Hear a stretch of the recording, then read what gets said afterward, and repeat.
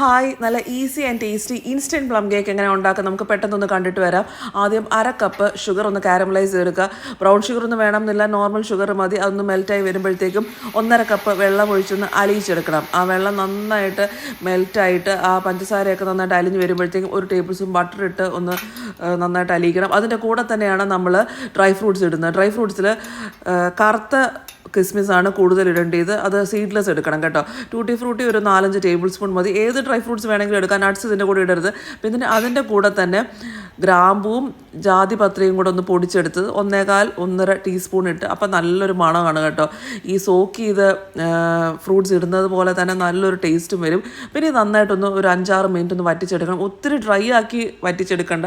ഒരു കുറച്ച് caramelised syrup ഉള്ളതുപോലെ ഒന്ന് 6-7 മിനിറ്റാണ് ഒന്ന് വറ്റിച്ചെടുക്കേണ്ടത്. എന്നിട്ട് അത് ഫ്ലെയിം ഓഫാക്കി തണുക്കാനായിട്ട് നന്നായിട്ട് തണുക്കണം. അപ്പോൾ ഫാനിൻ്റെ അടിയിലോ വെച്ചിട്ട് തണുക്കാനായിട്ട് മാറ്റി വെക്കണം. നെക്സ്റ്റ് പരിപാടി 3 മുട്ടയും 1.5 ടീസ്പൂൺ വാനില എസൻസും കൂടെ നന്നായിട്ടൊന്ന് ബീറ്റ് ചെയ്തെടുക്കുക. മുട്ട ബീറ്റ് ചെയ്ത് കഴിഞ്ഞ് അതിലോട്ട് 1 കപ്പ് പൊടിച്ച പഞ്ചസാര ഇട്ട് നന്നായിട്ടൊന്ന് ബീറ്റ് ചെയ്തെടുക്കണം. അതിൻ്റെ കൂടെ തന്നെ 3/4 കപ്പ് സൺഫ്ലവർ ഓയിൽ അല്ലെങ്കിൽ ഒലിവ് ഓയിൽ ഇട്ട് മീഡിയം സ്പീഡിലൊന്ന് ഇട്ട് നന്നായിട്ട് ബീറ്റ് ചെയ്തെടുക്കുക. അപ്പോഴത്തേക്കും വെറ്റ് ഇൻഗ്രീഡിയൻസ് റെഡിയാവും. പിന്നെ ഡ്രൈ ഇൻഗ്രീഡിയൻസ് ഒന്ന് സേവ് ചെയ്തെടുക്കുക. 1.5 കപ്പ് മൈദ, 1.5 teaspoon baking powder, 3/4 teaspoon baking soda, 1/4 teaspoon ഉപ്പ്. ഇതെല്ലാം കൂടെ ഒന്ന് 3 പ്രാവശ്യം സേവ് ചെയ്യണം കേട്ടോ. 3 പ്രാവശ്യം സേവ് ചെയ്യുന്ന ഭയങ്കര ഇമ്പോർട്ടൻറ്റ് സ്റ്റെപ്പാണ്. അത് സ്കിപ്പ് ചെയ്യരുത്. എന്നാലേ കേക്കിൻ്റെ ടെക്സ്ചർ നന്നായിട്ട് വരുള്ളൂ. പിന്നെ ഇതെല്ലാം കൂടെ മിക്സ് ചെയ്തെടുക്കാനാണ് അടുത്ത പ്രൊസീജിയർ. പിന്നെ വെറ്റ് ഇൻഗ്രീഡിയൻസിലോട്ട് നമ്മൾ റെഡിയാക്കി വെച്ചിരുന്ന ഡ്രൈ ഫ്രൂട്ട്സ് നന്നായിട്ട് മിക്സ് ആക്കി എടുക്കുക. പിന്നെ 1.5 ടീസ്പൂൺ നമ്മൾ ആ പൊടിച്ച് വെച്ചിരുന്ന മസാലയും കൂടെ മിക്സ് ആക്കിയിട്ട് 3 ടീസ്പൂൺ ഓറഞ്ച് സെസ്റ്റ് ചേർക്കുക കേട്ടോ. ഇത് ഇമ്പോർട്ടൻ്റ് ആയിട്ടുള്ള പ്രൊസീജിയറാണ്. ഇത് ഓൺലൈനൊക്കെ ആമസോണിലൊക്കെ മേടിക്കാൻ കിട്ടും. ഇല്ലെങ്കിൽ സ്റ്റെയിൻസ് പോലുള്ള സൂപ്പർ മാർക്കറ്റിൽ മേടിക്കാൻ കിട്ടും. ഇത് ഇല്ലെങ്കിൽ ഓറഞ്ചിൻ്റെ തൊലി ഗ്രേറ്റ് ചെയ്ത് ചേർക്കുക. പിന്നെ ഡ്രൈ ഇൻഗ്രീഡിയൻസ് 3/4 ഡ്രൈ ഇൻഗ്രീഡിയൻസ് ചേർക്കുക. പിന്നെ ലാസ്റ്റ് ആ മൈദയിലോട്ട് കുറച്ച് നട്ട്സും കൂടെ മിക്സ് ആക്കി ചേർക്കുക. എന്നിട്ട് ഇത് പതുക്കെ ഒന്ന് മിക്സ് ആക്കുക കേട്ടോ.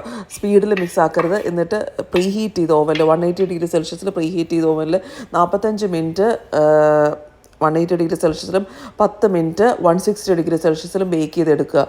സ്റ്റൗ ടോപ്പിലും ഇതേപോലെ ചെയ്യാം. മീഡിയം ഹീറ്റിൽ 45 മിനിറ്റ്, ലോ ഹീറ്റിൽ 10 മിനിറ്റ് ബേക്ക് ചെയ്തിട്ട് തണുത്തിട്ട് നമുക്ക് ഡീമോൾഡ് ചെയ്തെടുത്താൽ നല്ല സൂപ്പർ ടേസ്റ്റി ആയിട്ടുള്ള പ്ലം കേക്ക് റെഡിയാവും.